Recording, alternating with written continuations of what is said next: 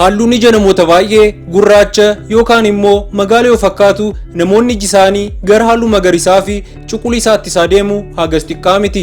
Viidiyoo keenya har'aan sababa dhukkubaatiinis ta'e uumamaan namoota iji isaanii nama kaan irraa adda ta'an isin daawwachiisna. Namoonni chaanaalii keenyaaf haaraa taatan chaanaalii keenya subscribe gochuun akkasumas mallattoo bilbilaa sana tuquun hamma dhumaatti waliin turaan affeerraa keenya. Kim Gudumaan namni kamiyyuu ija guddaa qabaatus boolla ija isaa gara alaatti baasuu hin danda'u. Garuu ijji Kim addunyaa kanaaf keessummaa ta'eera. Kim boolla ija ishee haga seentimeetira 1.9 gara alaatti baasuun galmee Guinness irratti galmaa'uu dandeesseetti. Namoonni baay'een boolla ija ishee gara alaatti hoggaa baastu dhukkubbiin akka isheetti dhaga'amu yoo ishee gaafataniyyuu isheen garuu dhukkubbiin tokkoyyuu akka ittiin dhaga'amne dubbatti. Sababa ija ishee dinqisiisaa kanaanis addunyaarraa beekamtii guddaa argatteetti. Ping namoota ija magariisaa qaban baay'ee argitaniitu ta'a. Garuu ija Ping kan fakkaatu tokkollee hin jiru. Agartuunii fi boolli ijaa Ping magariisa yoo ta'an agartuun isaas adda ba'ee mul'atu. Namoonni baay'een Ping akka arguu danda'u gaaffii keessa galchanis inni garuu akkuma nama kamiyyuu miidhaa tokko malee arguu danda'a. Billy Owen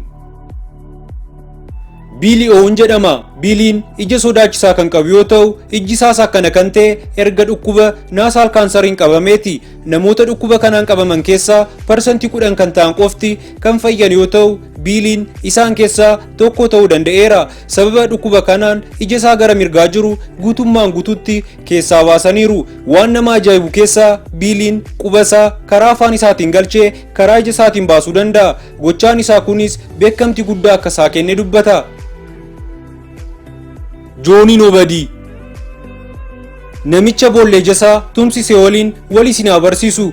Johnny Nobody jedhama. Daa'ima osoo jiruu yoggaa fakkii kaasu irratti ija gurraacha qofa akka fayyadamu dubbata. Erga guddateen boodas hawwii daa'imummaa isaa milkeessuuf ija isaa guutummaan guututti gara gurraachaatti jijjiiruun addunyaa kana ajaa'ibsiiseera.